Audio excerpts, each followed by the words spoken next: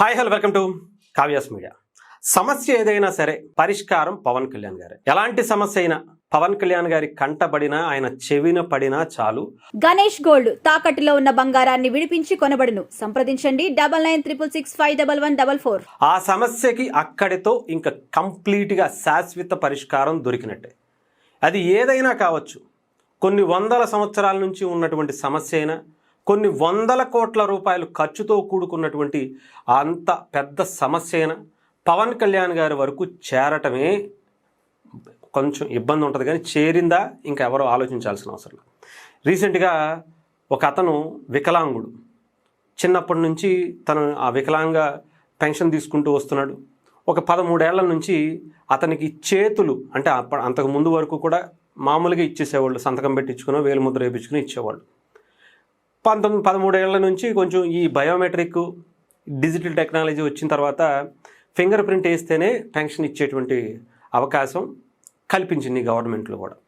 ఏ ప్రభుత్వం కూడా చేయలేనటువంటి ఆ కార్యక్రమాన్ని నిజంగానే పవన్ కళ్యాణ్ గారి వరకు అతని వేళ్ళు మొత్తం ముడుచుకుపోయి లోపలికి ఉండిపోతే తంబేయడానికి కూడా అవ్వకపోతే అధికారులు ఎవరు కూడా అలా తంబేయకపోతే మేము ఇవ్వలేము అని చెప్పటం, ఆగిపోవటం, ఆ కుటుంబం ఆ అబ్బాయి మీదే చూసుకుంటూ ఆ కుటుంబాన్ని కూడా సాగేటువంటి పరిస్థితి అవటం, ఆ అబ్బాయిని చూసుకోవటం కోసం వాళ్ళ బయటికి వెళ్ళి వేరే ఉద్యోగం కానీ వ్యాపారం కానీ చేయలేనటువంటి పరిస్థితి రావటం, ఆ పెన్షన్ మీదే వాళ్ళు ఆధారపడడం, ఏం చేయాలో తెలియట్లే.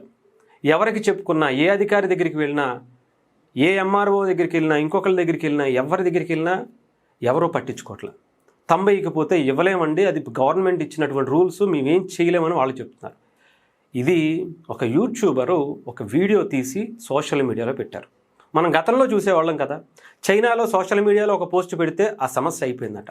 దాని గురించి ప్రధానమంత్రి దాని గురించి మాట్లాడారట. ఇంకొకటి ఎక్కడో దేశంలో సోషల్ మీడియాలో చూసి దానికి సంబంధించి వెంటనే చర్యలు తీసుకున్నారు అని.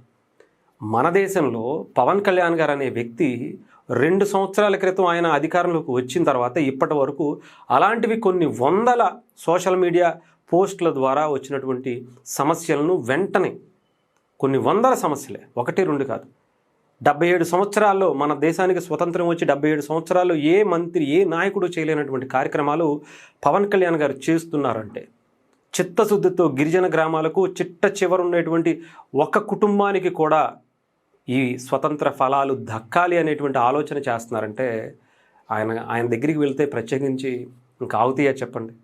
అలాంటిదే ఈ బాబు సమస్య కూడా వెళ్ళింది. వెంటనే ఆ వీడియో చూశారు.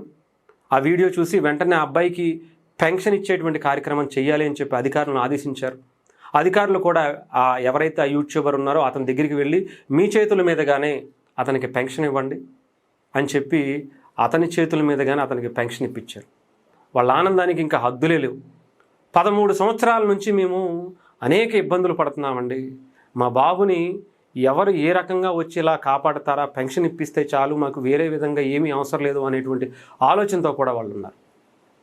అలాంటిది ఇప్పుడు పవన్ కళ్యాణ్ గారి దగ్గరికి ఒక్క సోషల్ మీడియాలో ఒక్క వీడియో పెట్టగానే ఆయన వరకు చేరటం, వెంటనే అధికారులు వచ్చి రావటం, 1 కాదు 2 కాదు. మొన్న మనం చూసాం, ఎక్కడో గిరిజన గ్రామాలకి సంబంధించి స్కూలుకి వెళతా, సార్ మాకు స్కూల్కి వెళ్ళడానికి ఇక్కడ రోడ్డు లేదు అంటే ఆ రోడ్డు వస్తుంది.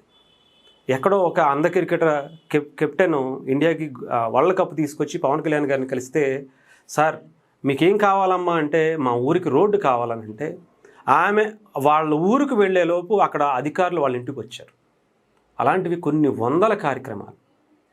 ఇవన్నీ కూడా పవన్ కళ్యాణ్ గారు నిజాయితీతో చిత్తశుద్ధితో చేయగలుగుతున్నారు. కాబట్టే ఈరోజు చంద్రబాబు నాయుడు గారు కావచ్చు, లోకేష్ గారు కావచ్చు, వీళ్ళందరూ కలిసి ఒక అద్భుతమైనటువంటి రిజల్ట్ని ప్రజల ప్రభుత్వంగా ముందుకు తీసుకువెళ్తున్నారంటే నిజంగా చాలా కార్యక్రమాలు అట. నారా లోకేష్ గారు కావచ్చు, చంద్రబాబు నాయుడు గారు కావచ్చు, సోషల్ మీడియాలో వస్తున్నటువంటి సమస్యలను ఎంత త్వరగా పరిష్కరిస్తున్నారో ప్రత్యేకించి చెప్పాల్సిన అవసరం.